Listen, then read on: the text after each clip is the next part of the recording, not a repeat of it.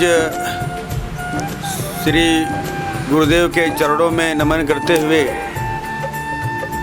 आप सभी राम भक्तों को, पूज्य गुरुदेव के परम शिष्यों को मैं सादर नमन करता हूँ, प्रणाम करता हूँ। हम सबके लिए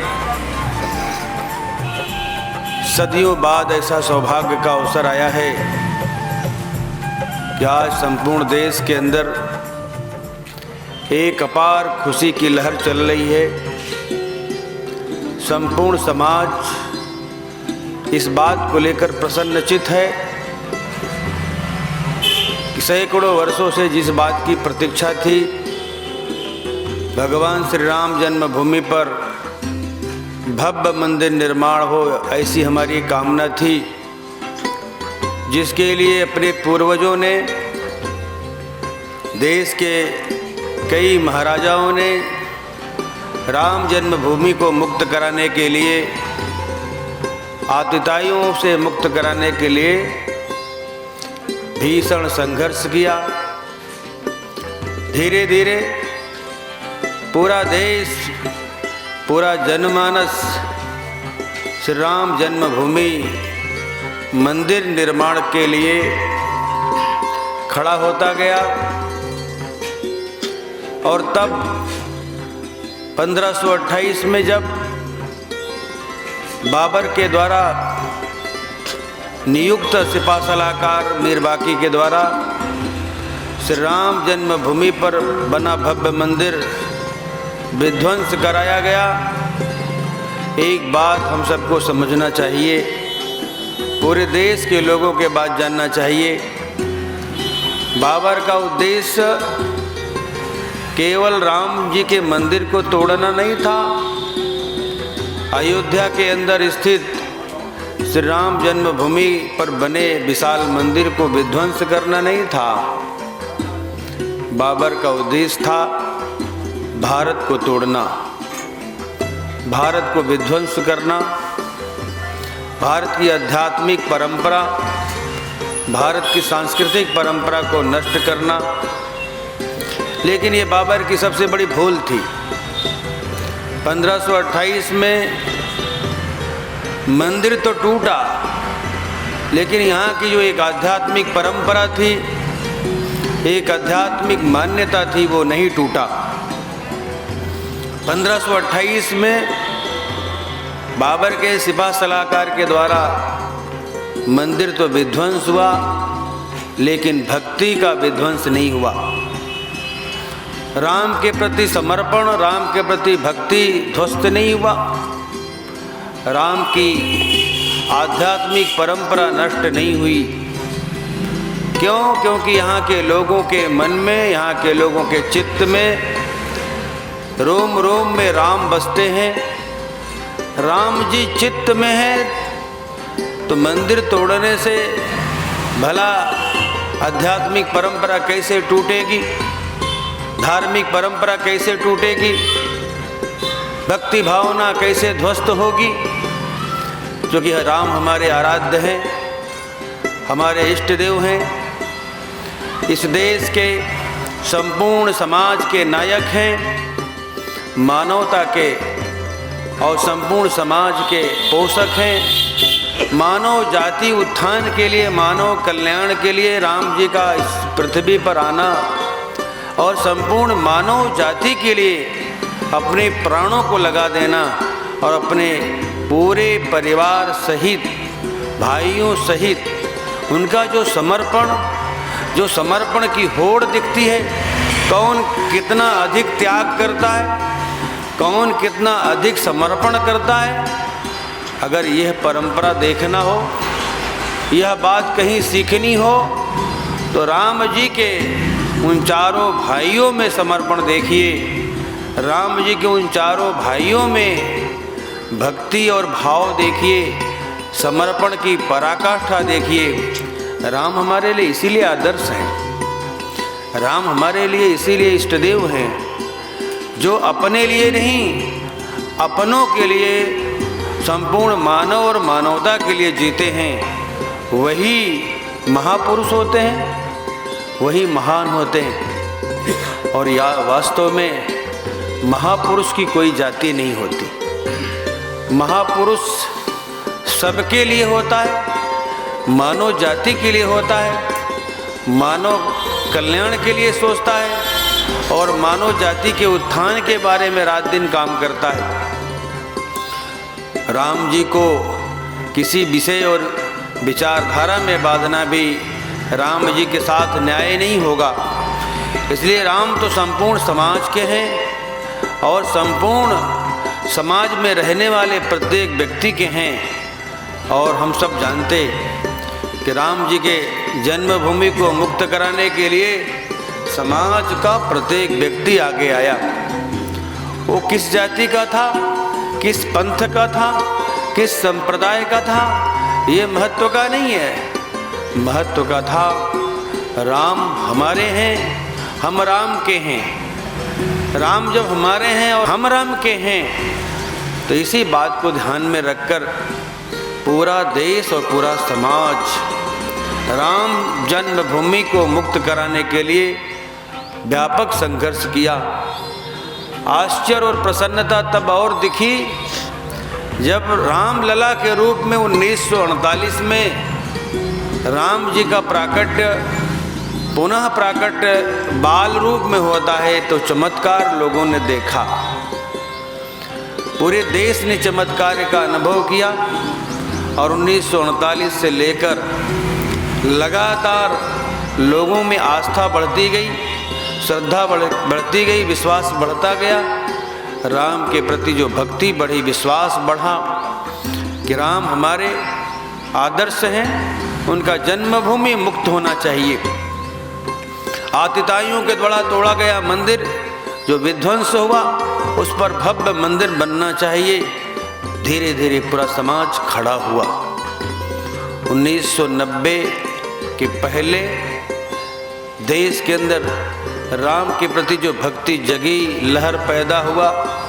विश्व हिंदू परिषद की अगुवाई में संपूर्ण संघ परिवार सहित एक आध्यात्मिक परंपरा के सारे बंधुगण, माताओं बहनों ने भी भिन्न भिन्न परंपराओं, आध्यात्मिक परंपराओं के पूज्य संतगण, पूज्य संत महंत की अगुवाई में श्री राम जन्मभूमि का मंदिर निर्माण के लिए जो प्रयास और प्रयत्न चला, उसमें भिन्न भिन्न प्रकार के कार्यक्रमों के माध्यम से एक जन जागरण हुआ। 90 की कार सेवा, 6 दिसंबर 1992 में तथाकथित बाबरी ढांचा का विध्वंस करना, ये सब कहीं न कहीं प्रभु राम की कृपा रही होगी, ये राम जी का चमत्कार रहा होगा। ये सारा घटनाक्रम, उसके पीछे हम सब कहते हैं जो भी होता है घटनाक्रम रचता स्वयं विधाता है। आज मिले जो दंड कल पुरस्कार हो जाता है। निश्चित होगा प्रबल समर्थन अपने सत्य विचार का।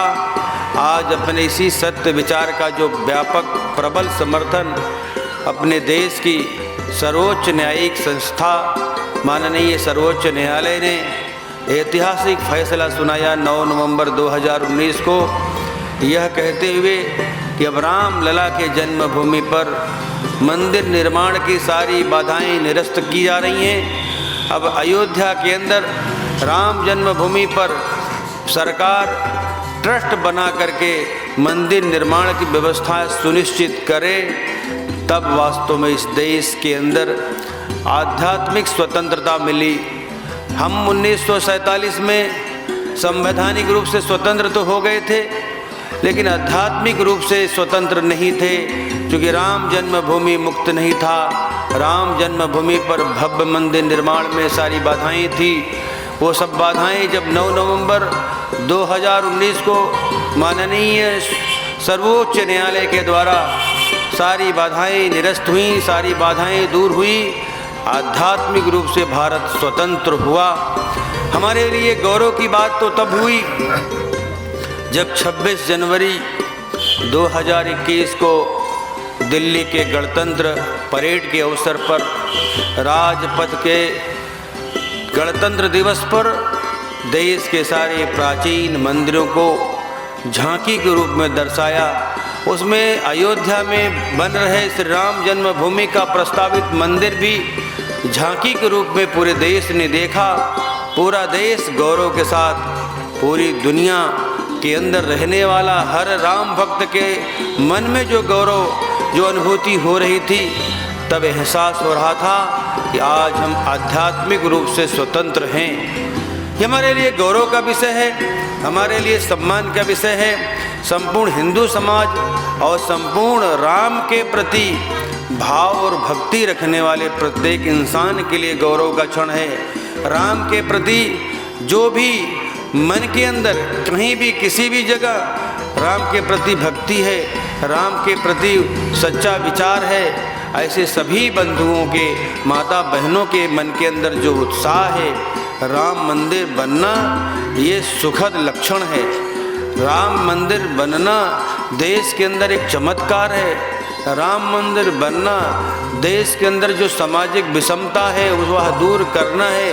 राम मंदिर बनना सांप्रदायिक सौहार्द स्थापित करना, राम मंदिर बनना सामाजिक वैमनस्यता को दूर करना, राम मंदिर बनना सामाजिक समरसता स्थापित करना। राम मंदिर बनने से आज देश के अंदर सर्वांगीण उन्नति और सर्वांगीण विकास की जो लहर पैदा हुई है, समाज में जो समरसता आ रही है, समाज में विघटन दूर हो रहा है, समाज में वैमनस्यता दूर हो रही है, समाज में समरसता स्थापित हो रही है, समाज के अंदर आत्मीयता का भाव पैदा हो रहा है। हर व्यक्ति, जंगल में रहने वाला, महल में रहने वाला, शहर में रहने वाला, गांव में रहने वाला, हर व्यक्ति तो यही कह रहा है। जंगलों में रहने वाले लोगों के पास जाइए तो यही कहता है, हम तो राम जी के हैं, राम जी हमारे हैं। 14 वर्षों तक तो हमारे पूर्वजों के साथ राम जी ने अपने जीवन को बिताया, इसलिए राम जी के सबसे नज़दीक तो हम हैं, हमारा कुल खानदान है।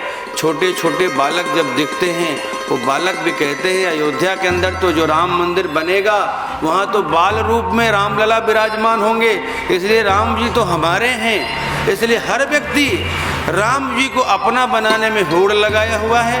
हर व्यक्ति कहता है कि राम जी हमारे हैं, राम जी हमारे और हम राम जी के हैं। ऐसा जो एक सद्भाव पैदा हुआ है, एक ऐसा जो वातावरण बना है, एक होड़ राम जी को मानने की, राम जी के प्रति भक्ति पैदा करने की, इस लहर के कारण से एक देश के अंदर सौहार्द स्थापित हो रहा है। देश के अंदर जो कुरीतियाँ थी, बुराइयाँ थी, वो बुराइयाँ और कुरीतियाँ दूर हो रही हैं। सबसे बड़ी बात है, सरकारों से राम राज्य नहीं आता, राम राज्य आता है संस्कारों से।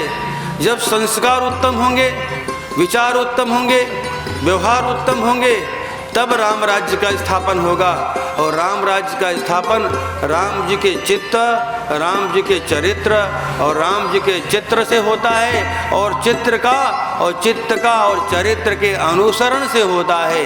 हम सब लोग राम जी का जब भव्य मंदिर बन जाएगा 2023 तक, भारत दुनिया का शक्तिमान, वैभवशाली, संपन्नशाली, एक शक्तिशाली राष्ट्र के रूप में स्थापित होगा।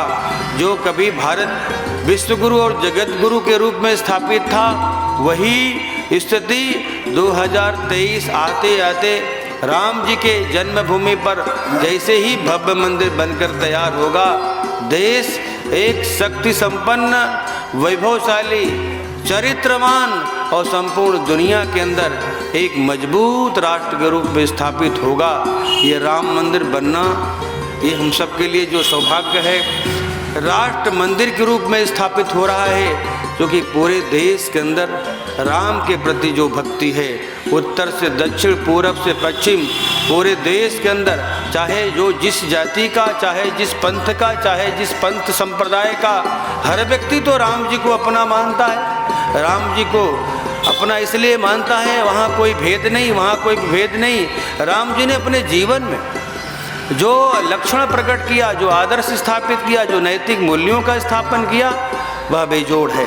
अगर सेवरी इस बात को लेकर प्रतीक्षा करती है कि राम जी हमारे यहाँ आएंगे, तो वर्षों की प्रतीक्षा और साधना के बाद राम जी सबरी के यहाँ जाते हैं। राम जी का जीवन यदि सत्य है तो सबरी अटल सत्य है।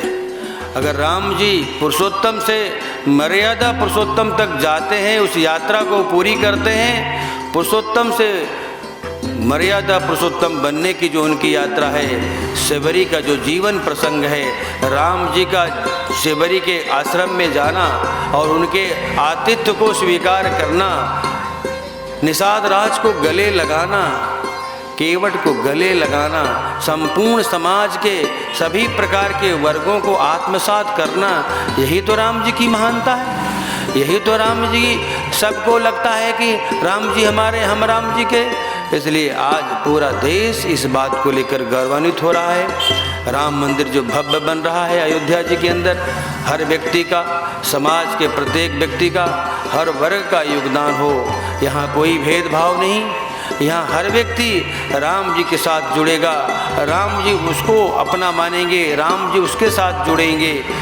हर परिवार, हर व्यक्ति का योगदान राम मंदिर निर्माण में हो।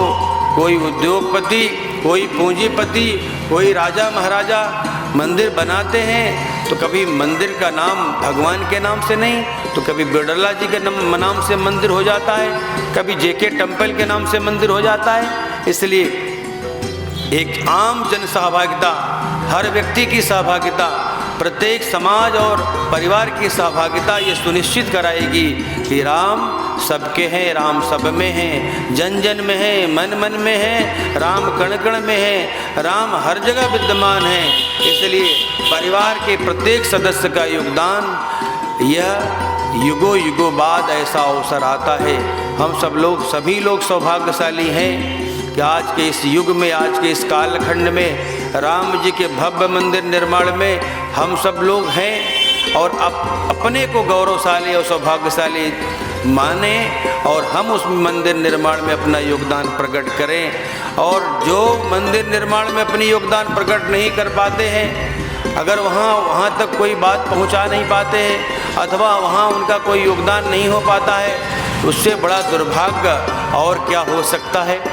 इसलिए जो भी, जहाँ भी, जिनके भी मन में जहाँ तक भी ये जानकारी और सूचना हो रही है, सभी बंधु भगिनी से मेरी विनम्र प्रार्थना है, सभी लोग अयोध्या में श्री राम मंदिर निर्माण में अपना योगदान सुनिश्चित कराएं और पुण्य के भागी बने। हर व्यक्ति, समाज का प्रत्येक व्यक्ति, माता बहने का, भाई बहनों का, सभी का योगदान राम मंदिर निर्माण में हो। राष्ट्र निर्माण, मंदिर निर्माण से राष्ट्र निर्माण, ऐसी एक जो बड़ी यात्रा है उसमें हम यात्री के भूमिका में आए। यह आपके सभी बंधुओं के चरणों में निवेदन करते हुए मैं अपनी बात को समाप्त करता हूँ। जय श्री राम। जय श्री राम बोलो, जय श्री राम, जय श्री राम बोलो, जय श्री राम, जय श्री राम बोलो, जय श्री राम, जय श्री राम बोलो, जय श्री राम। प्यारे गुरु प्रेमियों, संतगण, अभी हम सब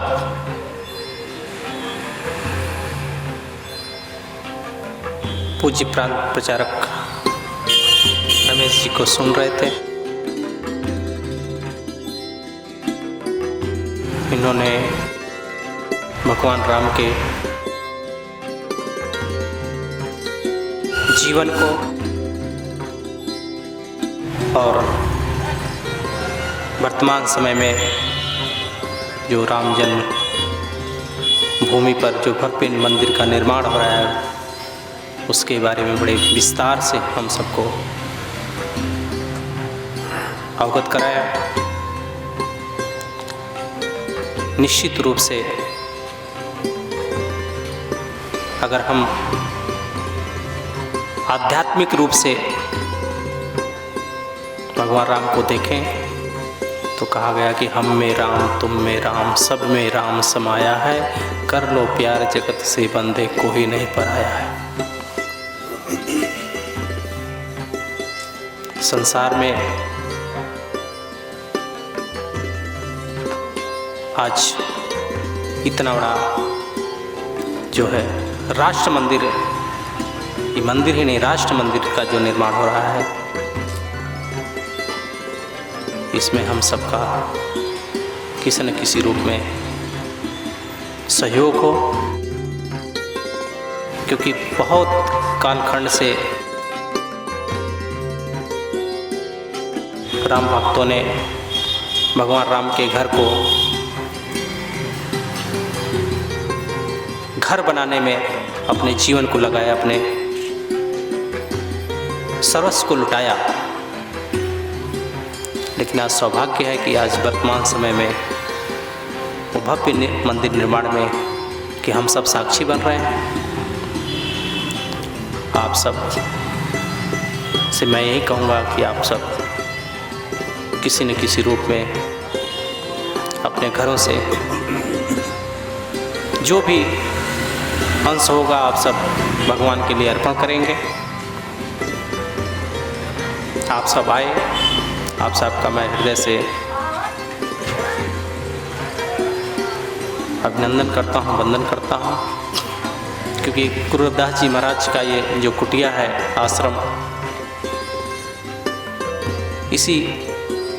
ये पुराना घर इनका था जिसमें वो पैदा हुए थे। उसके बगल में आप सब देख रहे हैं बहुत बड़ी मंदिर बनी है, वहाँ गुरु जी सत्संग करते थे, उनका बाग बगीचा था। यह स्थान भी थोड़ा निर्माणाधीन है, प्रभु की इच्छा होगी तो ये भी बड़ा आश्रम बन जाएगा। मुझे बहुत आनंद आया, आप सब आए, सद्गुरु रविदास महाराज की आप सब पर कृपा बने और धर्म के कामों में, क्योंकि सांसारिक काम में तो हर व्यक्ति लगा हो, लेकिन सांसारिक कर्म करते हुए धर्म का कार्य भी, आध्यात्म का भी कार्य जीवन का हमारा आधार होना चाहिए। क्योंकि मैं समझता हूँ कि प्रवृत्तियों के आधार पर समस्त जीवात्माएं समान हैं। मनुष्य को भी भूख लगती है, दूसरे जीव जंतुओं को भी भूख लगती है। दूसरे जीव जंतु भी रहने का स्थान बनाते हैं, मनुष्य भी रहने का स्थान बनाता है। मनुष्य भी अपने बच्चों के साथ रहता है, परिवार के साथ रहता है, दूसरे जीव जंतु भी अपने परिवार के साथ रहते हैं। कहने का भाव यह है कि प्रवृत्तियां समान हैं, लेकिन मनुष्य श्रेष्ठ इसलिए है कि परमात्मा ने इसे विवेक दिया है, और विवेक सिर्फ इसलिए दिया है कि आप स्वयं को पहचानो, अपनी संस्कृति को पहचानो, अपने धर्म को पहचानो और सांसारिक कर्म करते हुए धर्म का भी काम करो, अपनी संस्कृति के निर्माण में भी अपना सहयोग करो। यही मुझे कहना है। मुझे अच्छा लगा, जो बोले सो निर्भय। सद्गुरु रविदास महाराज की जय। अवधपुरी में फिर से मंदिर, जय जय जय श्री राम। अवधपुरी में फिर से मंदिर, जय जय जय श्री राम। तन मन धन सर्वस्व समर्पित बने राम का धाम, भव्य राम का धाम।